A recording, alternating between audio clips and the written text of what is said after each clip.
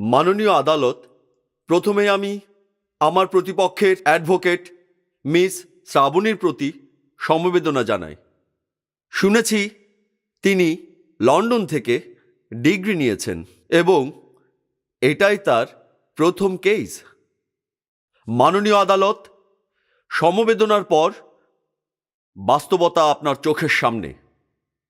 উপস্থিত আছে অভিযুক্ত শিশু।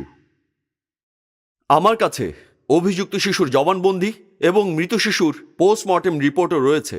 আপনি অনুমতি দিলে আমি সেগুলো আদালতে পেশ করতে পারি। আপনাকে অনুমতি দেওয়া হলো।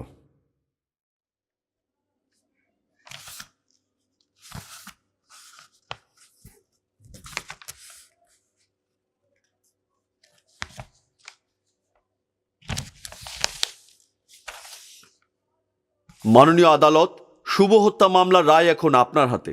That's all, your honour. Learned Srabani, আপনি কিছু বলতে চান? বলুন। Your honour, learned public prosecutor আমাকে সমবেদনা জানিয়েছেন। আমি আপনার মাধ্যমে ওনাকে ধন্যবাদ জানাতে চাই। আসলে আইন পেশায় আমি হার জিতের লক্ষ্য নিয়ে আসিনি ইয়োর অনার। আমি এসেছি সত্য প্রতিষ্ঠা করতে। ইয়োর অনার, আমি শুরুতেই শিশু সিমরানের মা নাবিলা বেগমকে কিছু জিজ্ঞাসাবাদ করার জন্য আপনার অনুমতি চাইছি। আপনাকে অনুমতি দেওয়া হলো। মিসেস নাবিলা হাজির।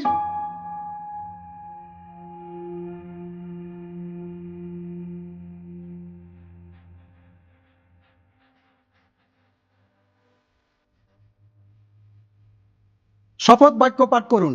যাহা বলিব সত্য বলিব, সত্য বই মিথ্যে বলিব না। নাবিলা বেগম, কেমন আছেন আপনি? জি, ভালো।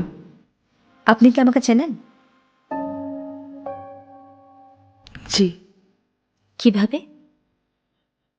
আপনি ওই এনজিও অফিসারের সঙ্গে আমার মেয়েকে দেখতে হসপিটালে গিয়েছিলেন। জি, আপনি ঠিক বলেছেন। ইয়োর অনার, ওনার সাথে আমার দেখা হয়েছে হাসপাতালে। উনি যে এনজিও অফিসারের কথা বলছেন, তিনি নারী ও শিশু নির্যাতন প্রতিরোধ সংস্থার অফিসার। কিন্তু সেই সংস্থার অফিসার আপনার বাড়িতে কেন গিয়েছিল? মানে উনি একটা ভুল তথ্য নিয়ে আমাদের বাড়িতে গিয়েছিলেন। ভুল তথ্য নয়, আপনি বাচ্চাদের নির্যাতন করেন